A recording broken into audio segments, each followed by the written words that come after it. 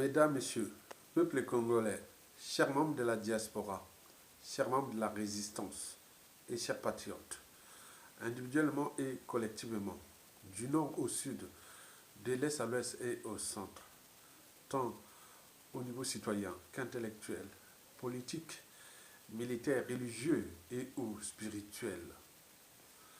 Lorsqu'on a un cerveau qui fonctionne bien, une âme et une conscience, on se dit que, on est conscient que le despote Denis Sassou Nguesso, aux 10 étoiles, des crimes multiformes, multidimensionnels, de la haute trahison et des tricheries électorales sans fin, l'ogre des bords de la Lima, qui n'a laissé sur les routes du Congo, dans les rivières, forêts et savanes, dans le fleuve Congo, dans les hôpitaux, même jusqu'à l'étranger, qui est des cadavres de tout âge. Le néron tropical, ces individus-là que l'on ne rencontre qu'une fois tous les 2000 ans, dans une nation et ou société donnée, ils seront toujours au service du mal, le mal absolu. Et Sassou Nguesso est l'incarnation même du mal absolu. Les technocrates de la malfaisance. La pièce maîtresse de la France-Afrique au Congo, qui, dans une machine, il y a toujours une pièce maîtresse. Lorsque vous la perdez, la machine ne marche plus. C'est pour cela que la France, à travers son cheval de droit, la France-Afrique, maintient coûte que coûte Sassou Nguesso au pouvoir. La peur de l'inconnu, la peur des lendemains, au regard des dégâts occasionnés par la France-Afrique et Sassou Nguesso dans notre pays depuis déjà le coup d'État. Et c'est pour cela qu'elle joue le double jeu, la France-Afrique, par translation la France, malgré les catambes de la condition humaine, sociale et existentielle au Congo. Vous le savez très bien que le despote Denis Sassou Nguesso est le diable tout-terrain, Boyamindele, a tout chamboulé, a tout bousculé, a tout perturbé ou modifié la perception, la représentation et l'imaginaire que nous avions de l'État, de la société, de la civilisation et de l'existentialisme. Explication. D'abord, l'État. Vous le savez que l'État congolais n'existait plus. C'est quoi d'abord l'État? Vous le savez que l'État est toujours réglementé et légiféré. Or, l'État congolais n'est plus réglementé ni légiféré. Tout État est toujours réglementé et légiféré. Or, chez nous, tout est faux, il y a de faux. On en voit dans les administrations, dans les institutions et différents pouvoirs. L'État, c'est maintenant Sassou Nguesso. L'État est en fait mort. Mais quand l'État meurt, c'est le peuple qui va avec. On en voit. Au regard du nombre de déclassés socio-professionnellement dans ce pays, le nombre d'exilés d'un riche pays, fracassés et vendus à la déco par Denis Sassou Nguesso, le nombre d'emprisonnés, dont le général Jean-Marie Michel Mokoro, qui a ses 10 ans de prison pour rien, le ministre André Okubisasa a 9 ans de prison pour rien, et combien d'autres qui sont dans l'anonymat. Ils emprisonnent à la chaîne. Et n'oublions pas le nombre d'assassinés ciblés et ou de masse. Ciblés, ce sont ceux qui sont programmés pour être éliminés. Il n'y a pas que les dissidents, opposants, résistants, mais également le commun des mortels. Vous allez par exemple voir la DGSP, tués à bout portant dans les rues et autres, sans souci. Les assassinats de masse à cause des conditions de vie indignes. L'eau, c'est la vie. Lorsque vous manquez de l'eau potable, vous savez que ça va perturber toutes les grandes fonctions de votre organisme, c'est-à-dire votre santé. La nourriture empoisonnée, les hôpitaux mouroirs, etc. Comment on peut mériter ça? On est dans quel état? Et après Sassou Nguesso, combien d'autres bourreaux et d'autres victimes? Et nous venons fêter quoi? Les 66 ans de la honte, de l'indignité, de la lâcheté et du déshonneur collectif? Certainement pas. Il y a des soucis. Lorsqu'on a un cerveau, une âme, une conscience, on doit rester ce soir, demain, et se dire, ah tiens, pour ceux qui sont à l'étranger, ils vont travailler certainement, ils vont aller aux occupations, mais retenez bien que le pays est mort, sous Sassou Nguesso, dont la force Afrique tire le ficelle, parce qu'on gère un comptoir colonial. L'État congolais est mort. L'État, c'est maintenant Sassou Nguesso, qui joue avec tous ces moyens de l'État, comme ça, propriété privée. Jouons de l'ordre de France Afrique comme sa compagnie d'assurance.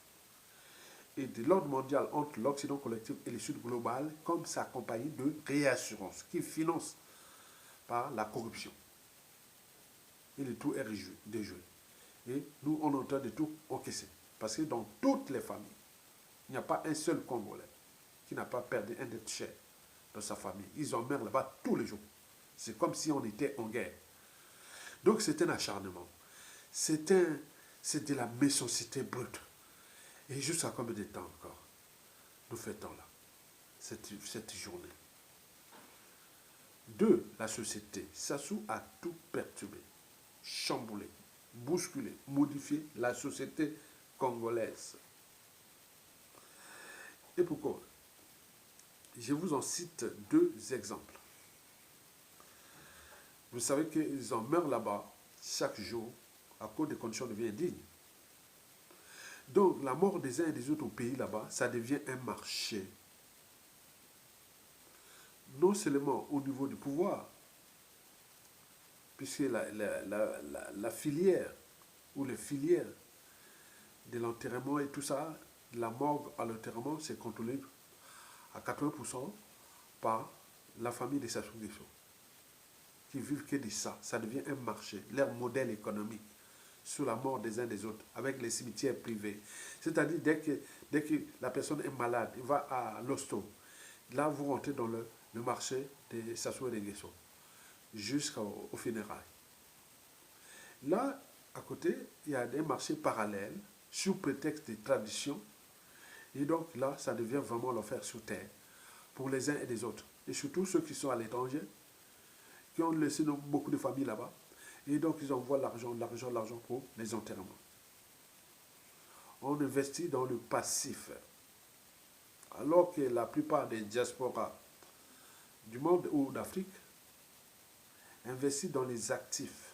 C'est-à-dire, ils envoient pour l'éducation de l'air, ils envoient pour les biens immobiliers, ils envoient pour créer des entreprises, ils envoient pas pour... Mais nous, Congolais, l'argent qu'on envoie, c'est pour enterrer. Et ou pour secourir au pouvoir d'achat, puisqu'il y a des arriérés, des pensions retraite, de bourses d'étudiants et des salaires comme ça. Donc c'est au rouge. Et donc la diaspora joue ce rôle d'équilibriste et autres. Et beaucoup même à l'étranger se sont endettés. Ils sont devenus même à risque d'être expulsés à cause du soutien de leur famille au pays, restent au pays, dans un pays où l'hécatombe de la condition humaine est totale. Et donc, hormis ce marché qui est contrôlé par les Sassou Nguesso, le marché de la mort au Congo, mais il reste une partie du marché qui est contrôlée par quelques familles malins ou des individus sous prétexte de tradition. Par exemple, les Échos de Brazzaville a publié un article très intéressant, très instructif de la situation sociopolitique et culturelle dans notre pays. on regarde la problématique de la mort au Congo. Donc, ce fut les funérailles d'un monsieur de la famille qui était marié, mariage entre Kougny, Kougny c'est autour d'Olizy, non? Et les Tiangui, c'est côté de l'ancien président Pascal Lissouba. Donc, il y a un mort là, et donc le gars est mort. Bon, ben donc, maintenant, il faut maintenant passer à la casserole, à l'addition. Déjà, quand le gars était malade, il fallait déjà cotiser pour tout le monde, hein, dès qu'il va à l'hôpital, 20 euros, 20 dollars, ok, par chaque personne. Puis à la morgue, il va là-bas, 80 dollars, il faut payer.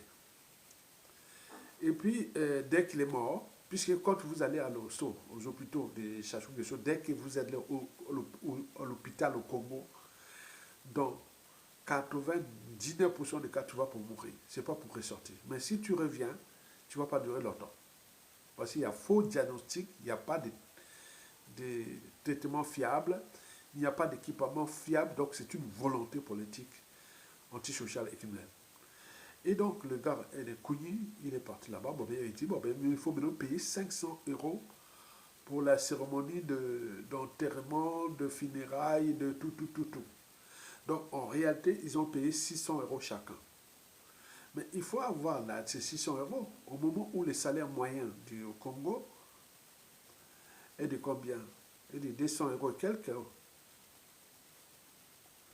Et là, il y a des arriérés, des salaires, de tout ça, quand vous payez ça au moment où les morgues sont pleines à craquer des cadavres de tout âge. Donc on voit des scènes vraiment inhumaines, anticulturelles, que certaines familles abandonnent déjà les leurs dans les morgues ou dans ceci. Et donc ce sont des cadavres-là qui vont parfois dans les rituels sataniques, diaboliques du régime. Comme on a vu à Soumana et à 2000, combien on les enterrés, 570 corps. Ce sont les gens qui sont abandonnés, qui ont fait les assassins d'aller faire les rituels sataniques, diaboliques. Parce que les familles n'ont pas de moyens de papa.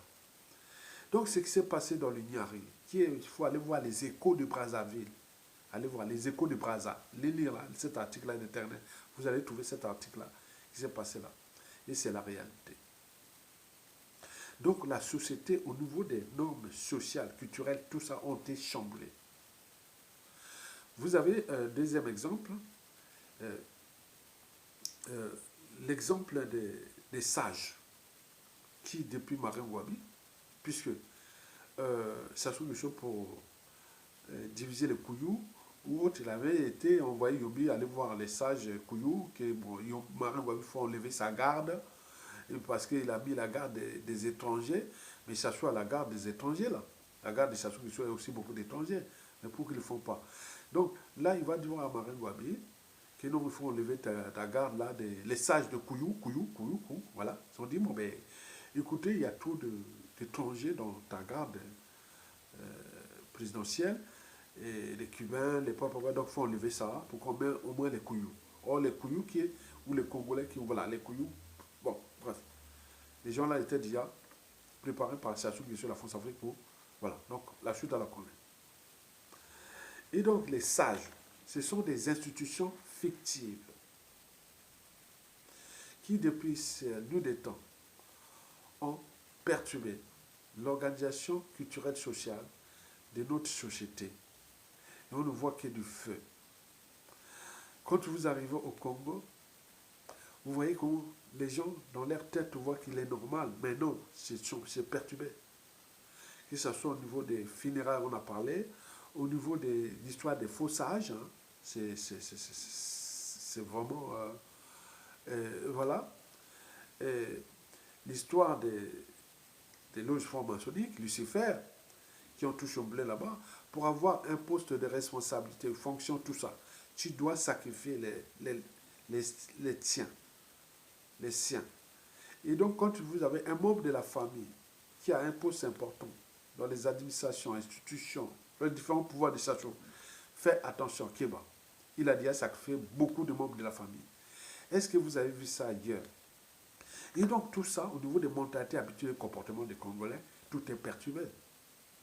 Donc, la société congolaise est malade à cause d'un individu qui s'appelle Sassou Nguesso, puisque dans le poisson pourrit toujours par la tête. Dans toute organisation, qu'elle soit État, entreprise ou association, lorsqu'il y a un dysfonctionnement, c'est celui qui a la tête qui en est responsable. Si vous laissez un type comme Sassou Nguesso, un idiot, menteur, mégalomane, cynique, corrompu et voleur, assassin, tout, mais la suite est logique parce que c'est la perturbation de la société congolaise contribue à ce qu'il appelle le contrôle de l'État, la domination de nous Congolais et la destruction pour qu'on soit bas. Ça rentre dans ses stratégies de conservation du pouvoir. Mais il ne sait pas que lui n'est pas éternel, il n'est que de passage, mais il va laisser les dégâts dans cette société qui, beaucoup apprennent aussi de ce que ça souffert. On ne sait pas ce qui va se transformer après. Donc la société congolaise est malade. Qui l'aurait pensé que en 1960, le 15 août 1960, nous aurons chopé un gars qui s'appelle Sassou Nguesso, qui aurait consommé déjà 43 ans de ses pseudo-indépendances et qui a tout perturbé, l'État et la société. Troisièmement, la civilisation. Vous le savez que pour parler de la civilisation, on ne peut parler de civilisation sans se comparer aux animaux. Donc dès qu'on parle de civilisation, pensez déjà la différence entre nous les animaux. Déjà, les animaux ne sont pas dans la civilisation. Même dans l'humanité, qui, au temps de l'esclavage et de la colonisation, on disait que les colons blancs disaient qu'ils nous amènent vers la civilisation. Or, la civilisation commence avec quoi? Avec les néolithiques, avec le feu, l'agriculture, la sédentarisation, les premiers villages, villes, autres, les premières guerres et tout compagnie. La civilisation, c'est ça. La civilisation commence et jusqu'aujourd'hui par les droits fondamentaux, les libertés fondamentales. Or, dans notre pays, ces droits fondamentaux et ces libertés fondamentales sont bafoués abusivement par Sassou Nguesso, qui nous traite d'ailleurs comme ces sujets indigènes, esclaves et voire de bétail humain, qui tuent à volonté pour conserver son pouvoir. La peur de payer la rançon de la gloire, c'est de l'humiliation et ou des secrets. Vous le savez que les Congolais ont difficilement accès à leur citoyenneté.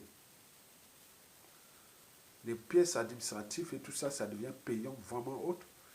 La carte d'identité nationale, difficilement et autres. Le passeport congolais. Et donc tout ça, ce sont des piliers de la civilisation. Or, la civilisation n'existe plus au Congo. On est dans la décivilisation.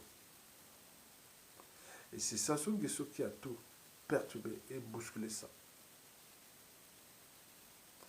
Et donc, vous avez des gens, quand ils arrivent au Congo, par exemple, un monsieur qui est parti de France, c'est publié dans Bassangoya Sassoland. Le gars est resté depuis 18 ans en France, qu'il est revenu, bon, donc il veut ramener ses enfants qui sont maintenant de nationalité française, lui aussi.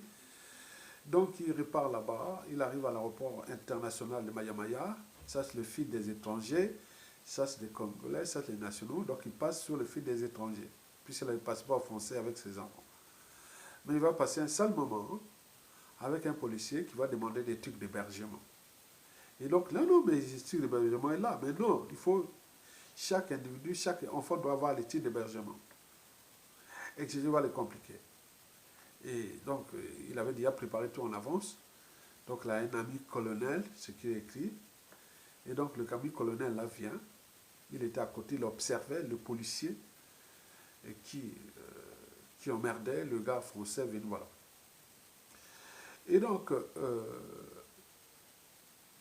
le colonel vient, il vient de dire, monsieur, qu'est-ce qui ne va pas?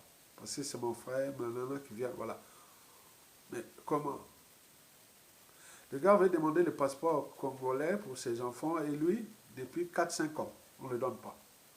Et donc il a pris à côté français. il est parti. Il arrive à avoir de merder. On va les merder à l'aéroport de Maya-Maya. Et les cas comme ça, il y en a plein. Et n'oublions pas qu'en 2017, un monsieur qui est certes peut-être mort sosie, était parti au Congo. Et c'est un cousin, côté maternel, qui est ici en France, qui est médecin, connu de quelques Congolais, qui m'appelle, me dit qu'il y a un monsieur, l'information est passée là-bas, puisque de l'aéroport de Maya-Maya, aux armées, aux renseignements, les institutions, toutes les stations de choses, j'ai du monde là-bas, la famille, les gens. Bon ben, écoutez, le monsieur va passer un sale moment. Hein. Le dit ça y a Tonga. Nous sommes en 2017. Mon coco est déjà incarcéré. Peut-être, je ne sais pas pour eux. Ils ont caché ça parce que si on peut faire du bruit, ça ne pourrait pas marcher. Déjà, les cas Mokoko, plus les Makwa et tout compagnie, donc ça doit faire du bruit. Donc, ça ne voulait pas perturber tout ça. Donc, ils ont fait des trucs en 4 minutes. Le gars est parti dans une salle. On allait vérifier tout, beaucoup de choses. Non, c'est Ayatonga. Je cherche toujours les sosies là. Mon cher cousin, si tu écoutes les vidéos là, trouvez-moi ces sosies là, Ayatonga, qui a passé presque 3, 4, 5 heures à l'aéroport international de Maya-Maya, qui partait pour les vacances ou je ne sais pas quoi pour son pays. C'est un monsieur qui ressemble à Ayatonga, un Congolais. On me l'a dit. Donc les gars, on va vérifier. Non, c'est Aya. Non. En plus, ce jour-là, j'avais fait la vidéo comme je fais là, ici en Europe. Mais c'est stupide. Donc on voit la panique de ces gens-là. Où est l'unité nationale? Où est l'unité des tribus et autres? Etc. Donc, est-ce que les Makwa pouvaient digérer ce qu'ils ont fait à ce gars sous prétexte? Si c'était moi, ce serait déjà fini pour moi. On a même injecté un poison quelque part dans un truc mangé ou autre. Bah, après, je suis mort. Allez, vas-y, va maintenant à tes occupations. Et 2 jours après, tu es malade, tu es mort. Voilà. Donc, le gars a passé un sale moment. Donc, vous imaginez. Donc, en ce qui concerne la civilisation, hormis les pressions exercées par la dictature sur tout ce qui bouge au Congo, comme le cas de ce pauvre monsieur qui ressemble à Tonga, je veux le voir, les gars, là, vraiment, il n'a jamais fait ci, mais les choses passées vraiment vraies. Donc, le gars a galéré là-bas. J'ai dit, ah, moi, c'est ça. Okay. Et donc, j'étais obligé de balancer ça en 2017 pour que les vieux, puis on m'a quoi et tout ça. J'ai dit, regardez bien, vous savez, Sassou Nguesso. Regardez bien ce qu'elle a voulu faire à moi. Alors qu'un sosie, ça sur les régimes. Donc, vous voyez déjà ça. Et donc, au niveau de la civilisation, nous sommes dans la décivilisation. En réalité, de l'État qui est mort, de la société qui est mort, nous sommes dans le non-droit et la décivilisation. Allons voir maintenant du côté de l'existentialisme. On regarde ce qui précède. Et n'oublions pas que j'ai déjà produit plus de 200 vidéos sur l'existentialisme au Congo. Que l'enjeu, excusez-moi, l'enjeu du despote Denis Sassou Nguesso dégage n'est plus politique. Celui qui vient jouer à la politique et autres, c'est un menteur, c'est un naïf, c'est un hypocrite et tout. L'enjeu de Sassou Nguesso dégage n'est plus politique. Sinon, ça se serait depuis 2002, depuis le coup d'État, jusqu'à nos jours. Il a triché des élections sur tricherie. Il a changé ses constitutions sur constitution. Ailleurs, on aurait pris notre responsabilité, soit de la révolte et un coup d'État. Donc, au point politique, c'est pas ça. Et pas les enjeux politiques. Ceux qui viennent parler de la politique, ils perdent leur temps. Je voulais balancer que l'enjeu de Sassou Nguesso dégage n'est non plus économique. Le pays est dans le trou. Vous allez le constater qu'après, parce que tous les indicateurs macroéconomiques sont au rouge. De la balance commerciale, au taux d'investissement public et privé, au taux de consommation, à l'inflation, à la dette, etc. Nous sommes dans le trou. Et on va le constater qu'après. Ce n'est pas maintenant. puisque le modèle économique des Sassou n'est pas aménageable. Il n'est calqué que sur la rente pétrolière, qui est gérée d'ailleurs dans l'opacité totale, dans l'exploitation et dans l'opacité totale de nos minéraux, de nos concessions forestières et autres. C'est leur butin, c'est leur magot. Donc c'est cache entre eux. Et pendant ce temps, ils nous laissent avec le mot-clé crise, dette, FMI. Mot-clé crise, dette, FMI. Et on voit qu'ils sont. Jusqu'à ce que ça ne soit pas. C'est que ça. Donc si quelqu'un vient penser de tout ce qui se passe, qu'il vole, si on perd le temps. D'ailleurs, ça leur fait du plaisir. Ce monde-là, s'ils sont déjà en tenue conditionnée, sous emprise de voir les Congolais souffrir. Ça soit en tenue toute sa famille, tout son clan, tout ce monde-là, voir les autres souffrir. C'est comme ça. Mais les autres, ils préparent aussi de les voir souffrir demain. Donc il n'y a pas de problème. Moukili tour à tour. Les noms yayo, l'obia monika. L'enjeu de Sassou Nguesso n'est plus social. Parce qu'il nous traite désormais comme ces sujets indigènes et esclaves et voient du bétail humain. On ne va pas citer, et les jeunes commencent à en parler partout. J'essaie un peu de relayer ces vidéos pour les besoins de la transmission. Mais vous voyez comment on peut traiter, non même au temps de la colonisation. Non, je n'étais pas comme ça, disait mon papa à l'époque. Et donc vous imaginez, et lui se conçoit comme un conquérant armé. Tant qu'il n'aura pas une force insurrectionnelle et ou armée, ou un acte isolé contre lui, il n'y cédera pas. Il mourra au pouvoir. C'est un mégalomane. C'est construit les rêves d'un pouvoir éternel. Il prend d'ailleurs du plaisir. C'est un technocrate de la maltraitance, de la malfaisance. Il n'a plus de choix, parce qu'il est rentré dans la NAS, dans la mafia Face Afrique. Vous trouverez tout sauf la sortie. Il ne pourra jamais s'en sortir. C'est pour cela qu'en 2016, il disait que si je laisse le pouvoir à mon coco, je suis un homme mort. Avec les crimes multiformes et multidimensionnels que j'ai commis dans ce pays, je suis un homme mort. Parce qu'il sait que notre anthropologie est problématique. À chaque, quand on aura pouvoir, on va faire du mal à ces gens-là. Ils savent, parce que celui qui blesse ou tue peut oublier, mais par contre, celui qui porte les cicatrices et ou les deux n'oubliera jamais. Et donc, il faut en tenir compte de ça. Que, d'un point de vue existentiel, nous, l'enjeu de Sassou Nguesso dégage, c'est existentialisme aujourd'hui.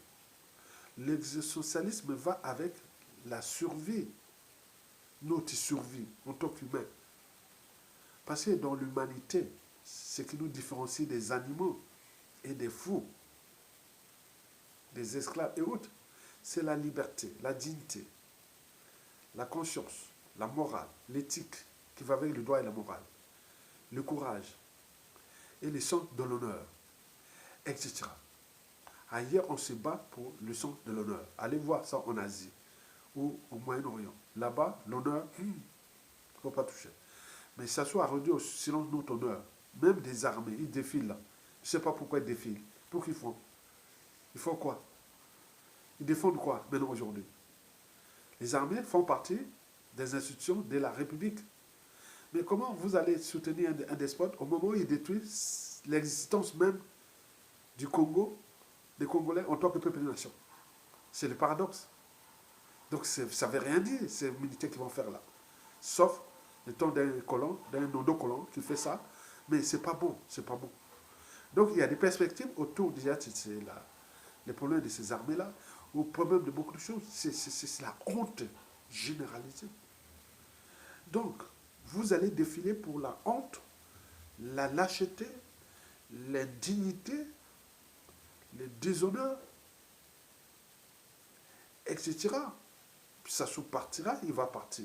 Mais il va laisser des tâches indélébiles pour les familles et ou les clans qui ont servi Sassou Nguesso pour détruire ce peuple et ce pays. Et demain, ce sont ces petits-enfants-là, arrière-petits-enfants, de Sassou Nguesso. Ah tiens, cette famille-là, c'était nos esclaves. On les utilisait dans les armées, dans les administrations et institutions. Les hommes de main haute, ce sont ces familles, ils ont des lignées familiales congolaises qui sont au service de Sassou Nguesso. C'est-à-dire, ils seront venus sur terre servir un être-là qui nous avait été imposé par l'ordre néocolonial. Et jusqu'à combien de temps encore?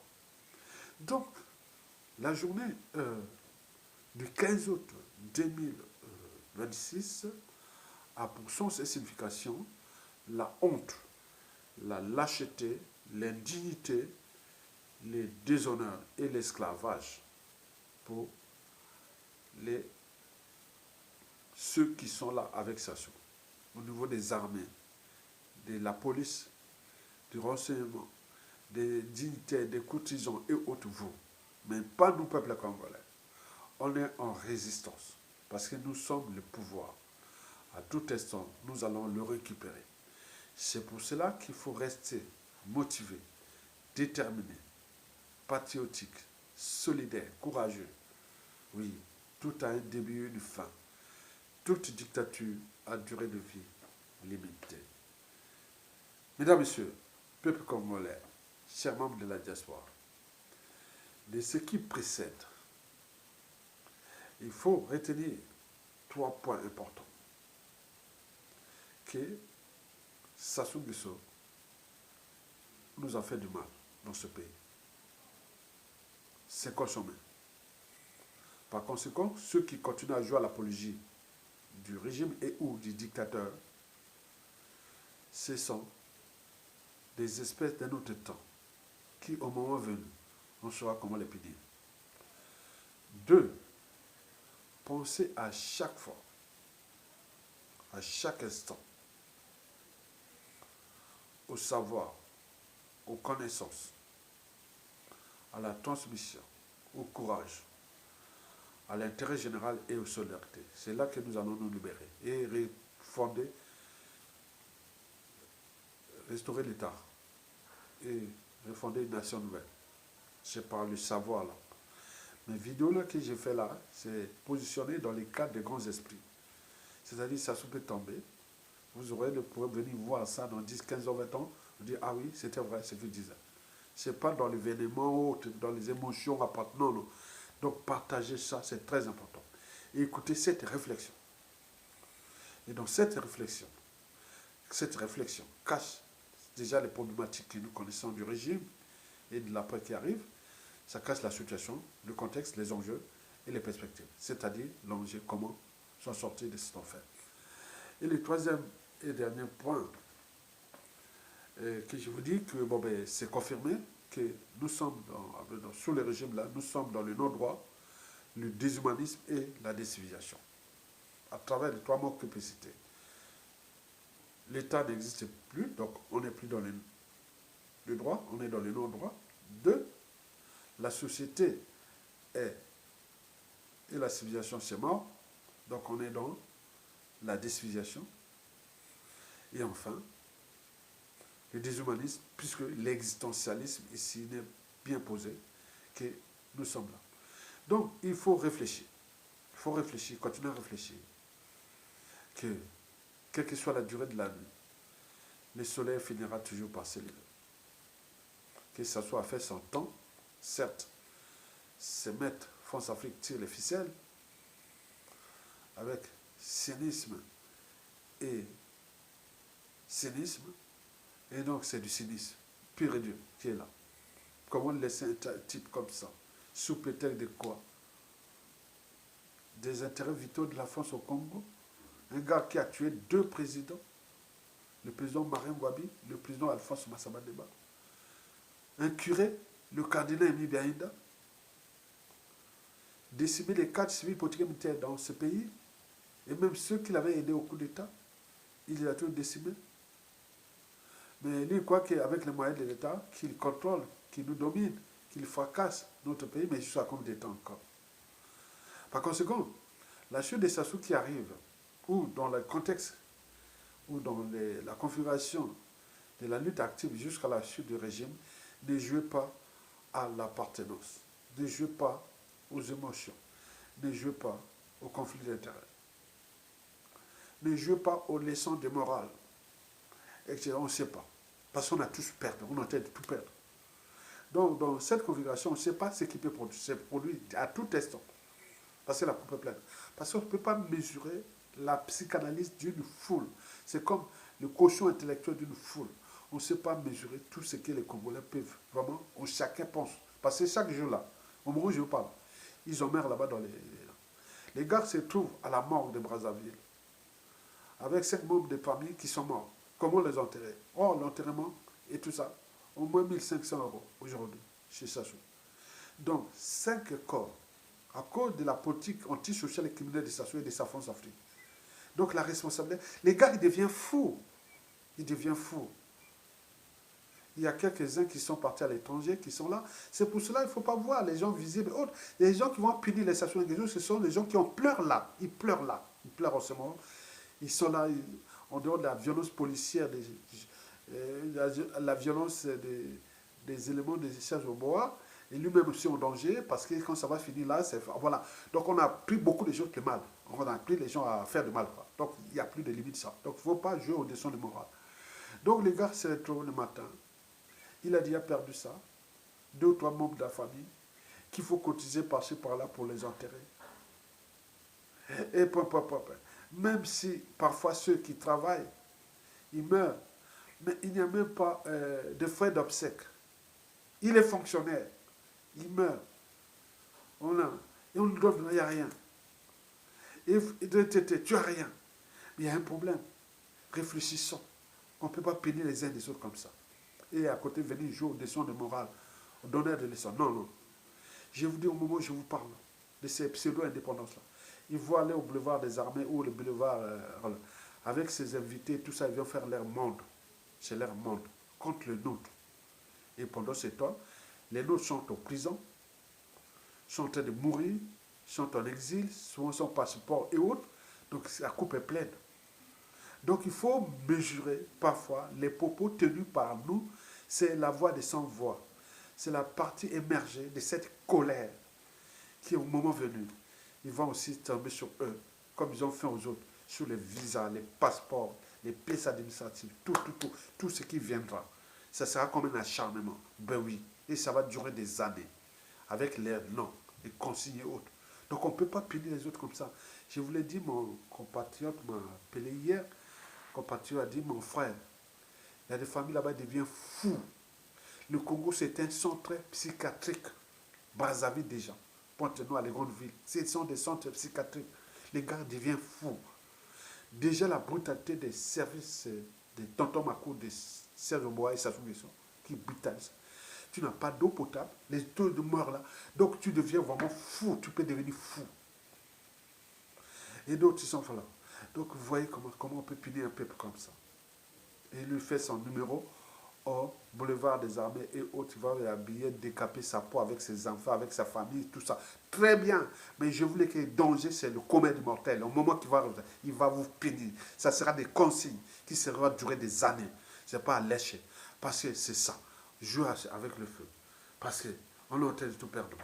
Donc, voilà pour l'essentiel de la chronique de la citoyenneté, de l'intellectualité et du patriotisme sous la dictature de Sassou Nguesso à l'apogée.